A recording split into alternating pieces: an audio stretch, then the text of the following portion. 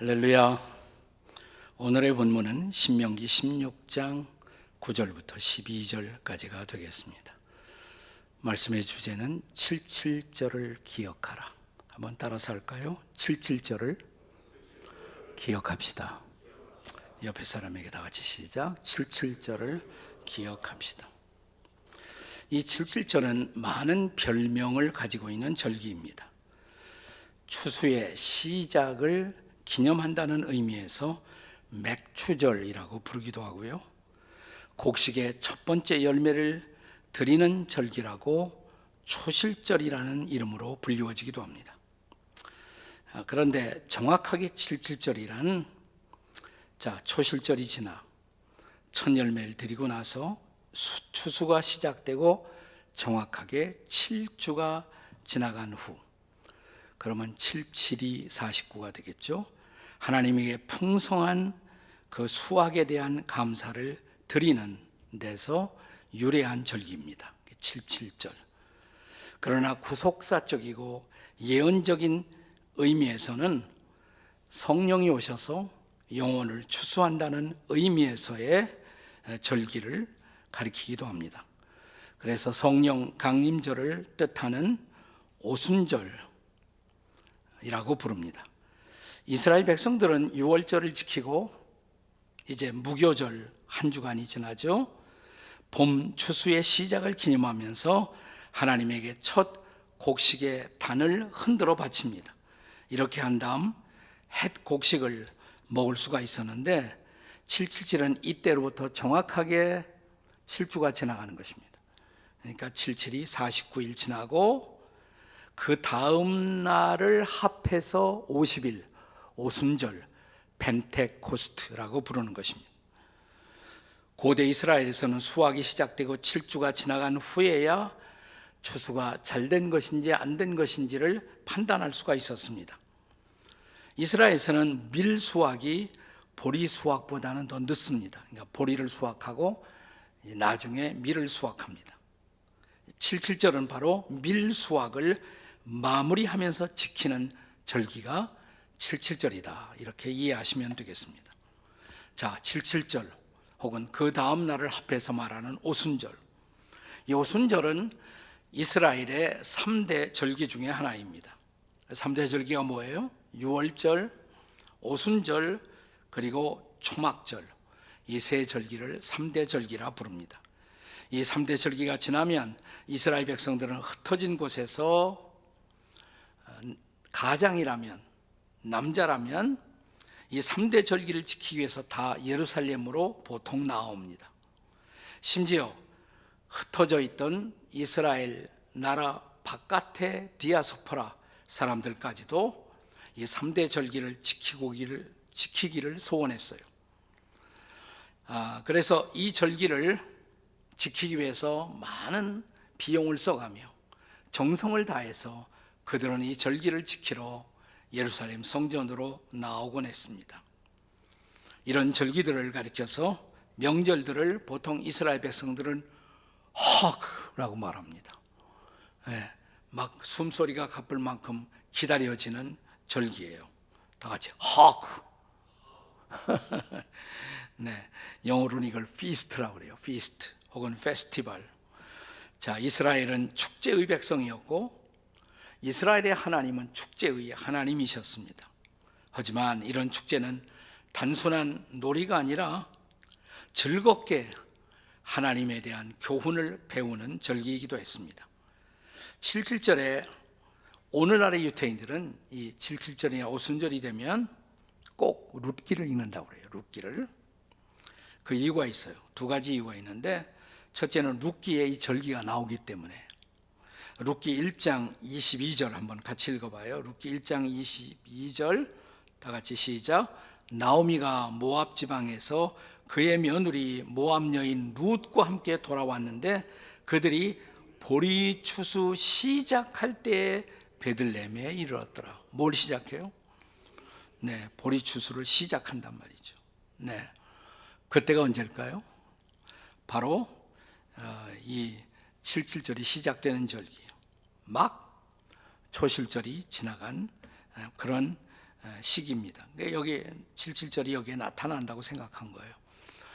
또 룻기를 읽는 이유 중에 하나는 두 번째로 이 룻기가 오실 메시아, 오실 그리스도를 증거하고 있는 책이기 때문에.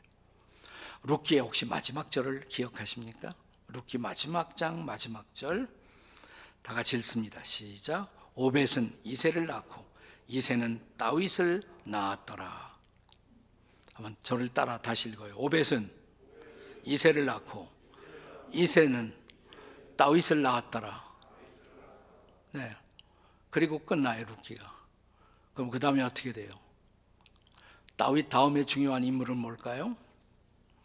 마태복음 1장 1절이에요. 다윗의 자손, 아브라함과 다윗의 자손 예수 그리스도의 세계라, 족보라. 그러니까 이 다윗의 후손 가운데서 누가 오세요? 그리스도가, 메시아가 오신다는 것입니다. 자, 그렇다면 오늘을 살고 있는 이 신약시대 성도들이 구약의 77절을 통해 받아야 할 영적인 레슨, 그 레슨은 뭘까요? 첫째는 주께서 복을 주시는 대로 감사하라 라는 레슨입니다. 따라서 하세요. 주께서 복을 주시는 대로 감사합시다. 옆에 사람에게 해보세요. 시작. 주께서 복을 주시는 대로 감사합시다. 사실 우리의 가슴이 뜨거워지는, 가슴이 열리는 감사는 수확이 시작될 때보다도 수확이 다 끝나고 거둬들인 풍성한 열매를 보았을 때, 야, 감사하구나, 이런 마음이 생기겠죠. 하지만 하나님은 이스라엘 백성들에게 수확이 시작되면서 이 절기를 지키고 감사하라는 것이에요. 자, 본문이 시작되는 9절 말씀을 보겠습니다. 같이 읽습니다. 시작. 7주를 셀지니 곡식의 낫을 대는 첫날부터 7주를 세요. 한 주를 7번 세었으니까 몇 날이 지나갔어요? 계산이 안 돼? 77이 49, 네, 49일이죠. 그래서 77절이에요. 77절. 자, 그런데 이 절기를 맞이하면서 제일 먼저 할 일이 무엇입니까? 네 하나님 여호와 앞에 77절을 지키되 네 하나님 여호와께서 네게 뭐예요? 복을 주신 대로 내 힘을 헤아려 자원하는 예물을 드리고. 아멘. 여러분, 하나의 숙제, 하나의 과업이 내가 기대한 대로 완성된 다음에 감사하죠. 그때만 감사를 드릴 수 있는 것이 아니에요. 그 과업을 시작하면서 혹은 그 과업을 도전하면서도 감사할 수 있죠. 또 그 과업의 중간에도 하나님이 함께 하시는구나, 그러면 감사할 수가 있는 거죠. 자, 하나님의 축복이 분명 이 일과 같이 하시는구나, 나와 같이 하시는구나, 이걸 확신할 때마다 감사를 드릴 수가 있는 것이 아니겠습니까? 탈무드에는 이런 말이 있습니다. 정말 행복한 사람이 누구냐? 모든 일에 범사에 감사할 줄 아는 사람이다. 자, 이렇게 말했어요. 세상에서 가장 강한 사람, 자기를 이기는 사람이다. 가장 부유한 사람, 항상 만족할 줄 아는 사람이다. 가장 지혜로운 사람, 끝없이 배울 줄 아는 사람이다. 그리고 가장 행복한 사람 뭐예요? 범사에 감사하는 사람입니다. 아멘. 행복하십니까? 그럼 뭘 해야 돼요? 감사할 줄 알아야죠. 네. 일을 시작하며 감사할 수 있다면 그는 그 일을 감사로 이끌어 갈 수 있는 내적 평안을 소유하게 될 것입니다. 그 일의 중간에도 감사할 수 있다면 일에 빠지지 않고 일을 객관화시킬 수 있는 전망을 얻게 될 것입니다. 만약 일이 잘못되었을 때라도 감사할 수 있다면 그는 더 큰 실수를 예방하고 일을 바로잡는 은혜를 경험할 것입니다. 이런 사람이야말로 그 일을 마쳤을 때 그 일이 하나님께서 내게 주신 소중한 미션이었음을 알고 감사하게 될 것입니다. 자, 오늘의 본문에서 모세는 주께서 우리에게 복을 주시는 대로 자원하는 감사의 예물을 드리라, 이렇게 말합니다. 우리가 자주 불러온 찬송 중에 세상 모든 풍파 너를 흔들어라는 찬송이 있죠. 네, 우리 찬송가의 429장인데 가사가 어떻게 됩니까? 세상 모든 풍파 너를 흔들어 약한 마음 낙심하게 될 때 내려주신 복을 세어보아라. 주의 크신 복을 내가 알리라. 또 2절에 보면 세상 근심 걱정 너를 누르고 십자가를 등에 지고 나갈 때 주가 내게 주신 복을 세어라. 두려움 없이 힘찬 찬송하여라. 자, 후렴이 뭐예요? 받은 복을 세어보아라. Count your blessings. 받은 복을 세어보아라. 주의 크신 복을 내가 알리라. 자, 여러분, 복을 세어보는 자가 되십시다. 아멘. 복이 세어지는 대로 감사하는 자가 되십시다. 아멘. 이것이 6월 77절의 첫 번째 레슨이에요. 77절의 첫 번째 레슨. 감사하는 자가 되는 것. 두 번째, 섬겨야 할 사람들을 인해 즐거워하라 라는 레슨을 주고 있습니다. 77절의 두 번째 레슨. 섬겨야 할 사람들을 인해 즐거워하라는 것입니다. 따라서 하세요. 섬겨야 할 사람들을 인해 즐거워하십시다. 자, 77절을 축하하는 또 하나의 방법을 본문 11절에서 읽을 수가 있습니다. 너와 내 자녀와 노비와 내 성중에 있는 레위인과 및 너희 중에 있는 객과 고아와 과부가 함께 네 하나님 여호와께서 자기의 마음을 두시려고 택하신 곳에서 네 하나님 여호와 앞에서 즐거워할지니라. 아멘. 여기 등장하는 인물들의 공통점이 뭘까요? 우리가 하나님의 백성들이 섬겨야 할 사람들이에요다. 자, 자녀와 노비. 사실 옛날 고대 사회에서 노비는 가족 중에 한 사람이에요. 자녀와 노비를 잘 섬기라고. 그러면 그들이 또한 주인을 잘 섬기게 될 것이라고. 자, 그 다음에 레위인이 등장해요. 레위인은 성막, 성전에서 풀타임으로 봉사하면서 하나님을 섬기는 사람들. 네, 오늘날로 말하면 영적 사역자들이죠. 그들을 잘 섬기고 그들이 기쁨으로 사역하게 되면 유익이 우리에게 오는 거예요. 우리 자신의 영적 생활도 유쾌하고 신바람 나는 은혜를 누리게 된다는 것입니다. 그 다음에 등장하는 객과 고아와 과부, 나그네와 고아와 과부, 세 유형의 사람은 구약시대 가장 불편한 인생을 살아가던 사회적 약자들이었습니다. 자, 그들이 우리와 같은 사회에서 버림받지 않고 잘 돌봄을 받을 수 있을 때 한 사회는 건강한 공동체가 되어 더불어 살아가는 유쾌한 사회가 될 수가 있었던 것입니다. 우리가 성전에 가서 축제를 가질 때 바로 이런 사람들을 소외시키지 말라 이 말이에요. 이런 사람들과 함께 축제를 즐겨라 라고 당부하고 계신 것입니다. 고대 사회로부터 우리가 인간을 바라보는 두 가지 시선이 존재해 왔습니다. 하나는 우리가 부리는 사람들, 그리고 또 하나는 우리가 섬기는 사람들. 일반적으로 권세가 있는 지위가 높은 사람들이 가정에서든 혹은 일터에서든 보다 낮은 자리에 있는 사람들을 통제하고 다스리는 것이 보편적이고 당연한 삶의 방식으로 통용되어 왔습니다. 그런데 성경은 창세기의 처음 장부터 이렇게 말합니다. 인간은 모두 예외 없이 남자도 여자도 자유인도 종도 하나님의 형상을 따라 지음을 받았다는 것입니다. 따라서 이런 인간을 지어놓고 하나님이 제일 먼저 하게 하신 일, 축복하신 일이에요.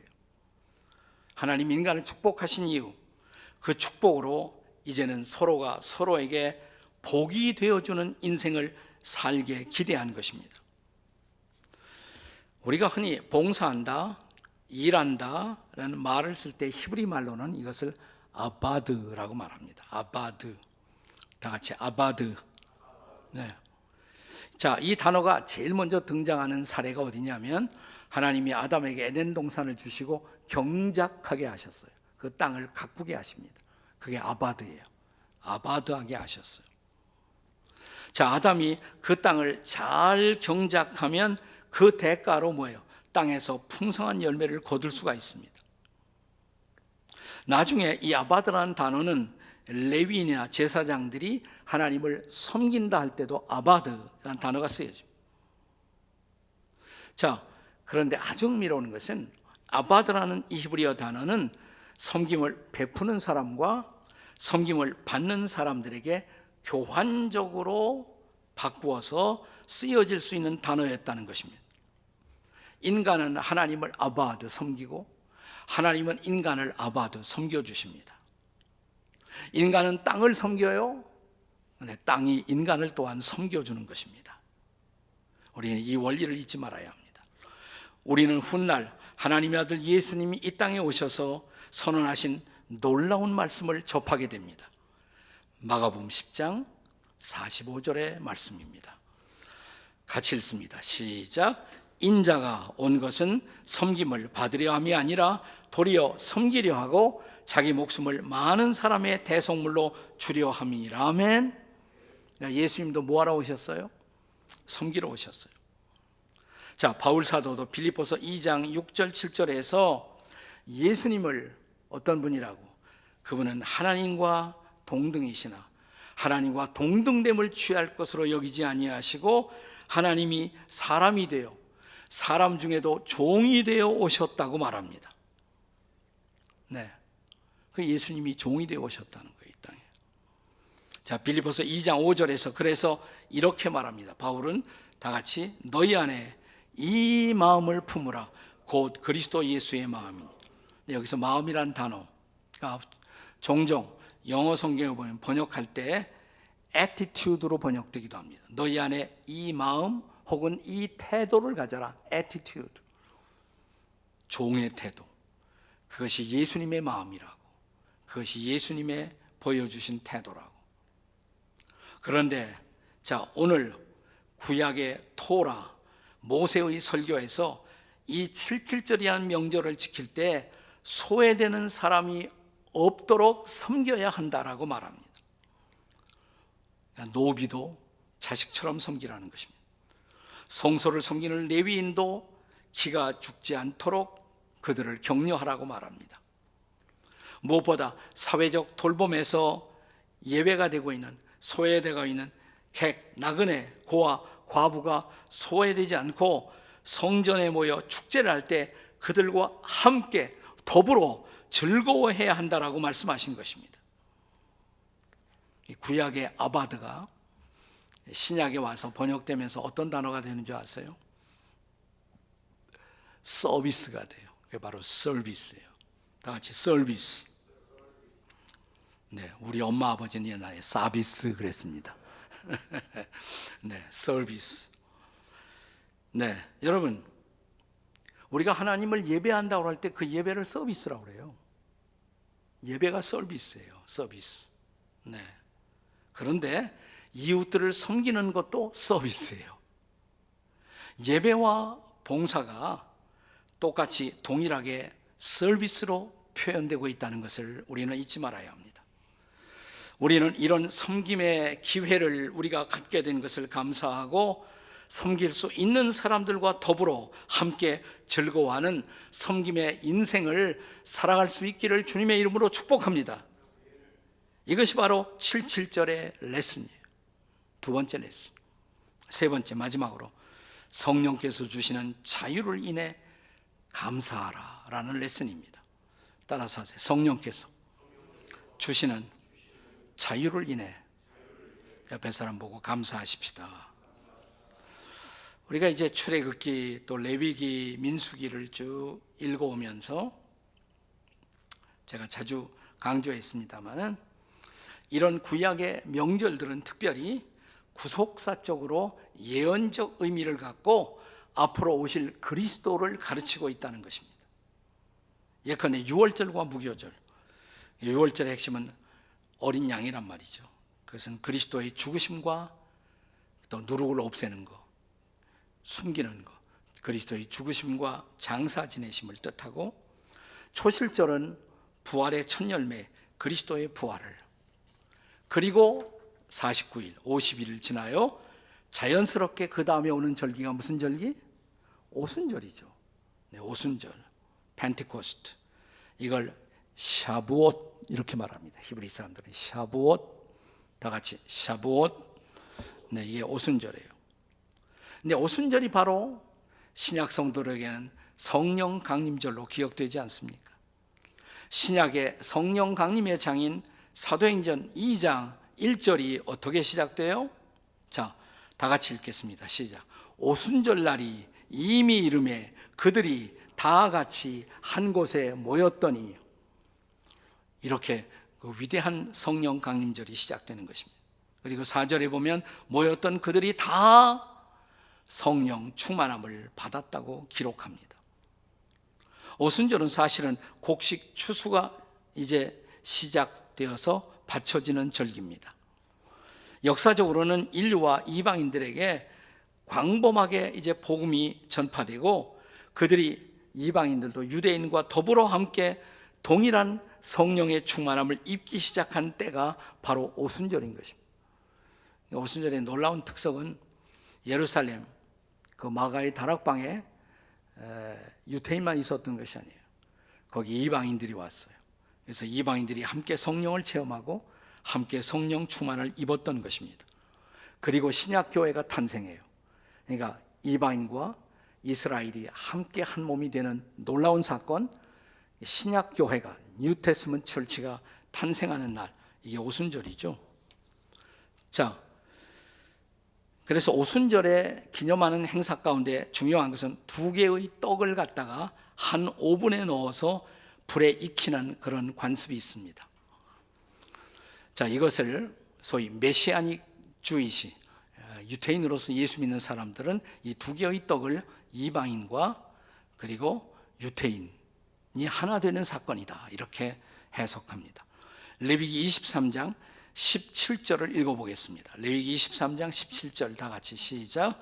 너희의 처소에서 10분의 2 에바로 만든 떡 2개를 가져다가 흔들지니 이는 고운 가루에 누룩을 넣어서 구운 것이요 이는 천요제로 여호와께 드리는 것이며. 네, 이걸 메시아닉 유태인들은 떡 2개를 이방인과 유태인으로 해석한다는 것입니다. 오순절에 이방인과 유대인들이 성령 안에서 하나가 되어 교회를 이루게 된 사건을 선포하는 것입니다. 그들이 한 몸이 되어 세계 선교, 세계 복음화에 동참하게 된 것입니다. 그런데 실제로 오순절에 성령을 체험한 유대인들에게 일어난 가장 커다란 변화는 뭘까요?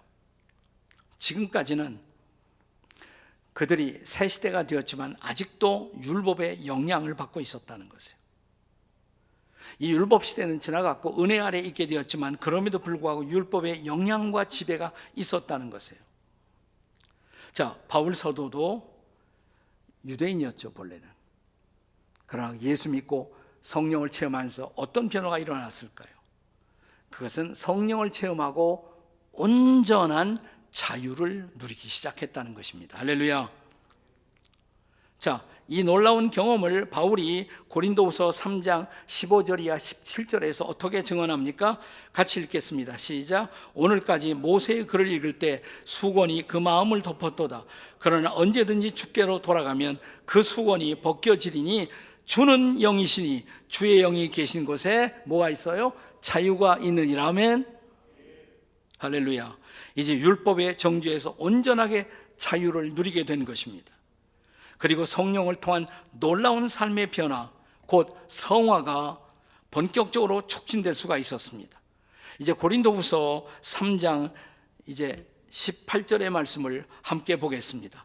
다 같이 시작. 우리가 다 수건을 벗은 얼굴로 거울을 보는 것 같이 주의 영광을 보며 그와 같은 형상으로 변화하여 영광에서 영광으로 이르니 곧 주의 영으로 말미암음이니라. 아멘.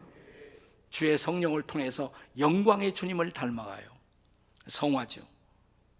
자, 그러므로 77절 혹은 오순절을 기억하며 우리가 받아야 할 가장 중요한 레슨은 무엇일까요? 성령 충만을 사모해야 한다는 것입니다. 성령이 충만하면 우리는 율법의 정죄나 억압에서 벗어나 자유를 누리게 될 것입니다. 그리고 기쁘게 성령의 인도 따라 살게 될 것입니다. 그리고 모든 사람을 끌어안고 사랑하고 연합할 것입니다.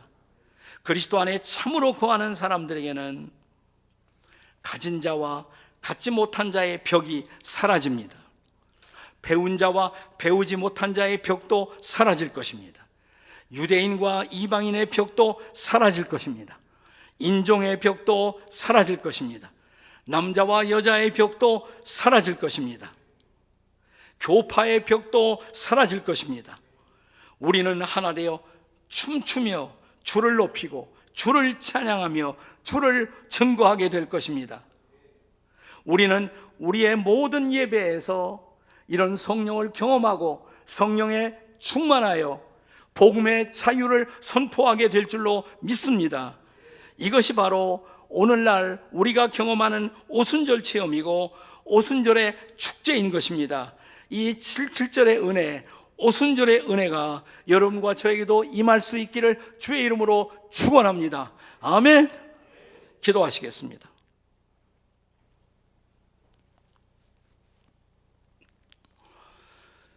자, 7절은 이스라엘 백성들의 구약의 명절이지만 우리에게는 이런 레슨을 던져주고 있는 것입니다.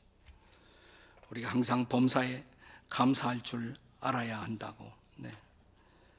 그리고 이제 우리는 섬기는 삶을 살아야 한다고.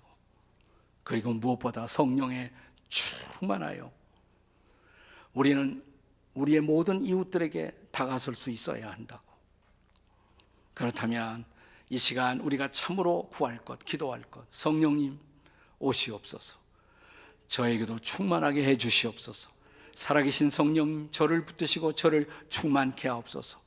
주여 부르짖고 성령의 충만을 기도하겠습니다. 다 같이 주여 오늘 우리가 기도합니다. 주님 앞에 왔사오니 오늘 우리를 불쌍히 여기시고 우리를 긍휼히 여겨주시고 위로부터 거룩한 성령으로 우리를 입혀주셔서 성령 충만하여 살아가는 주의 백성들이 되도록 도우시고 역사하시고 인도해 주시옵소서.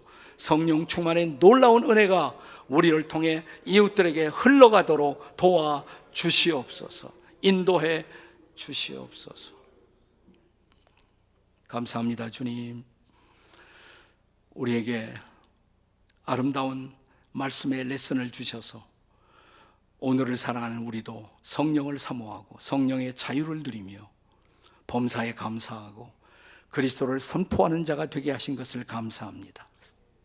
이런 놀라운 인생, 위대한 인생을 사는 위대한 여름을 맞이하게 도와 주시옵소서. 예수님의 이름으로 기도합니다. 아멘.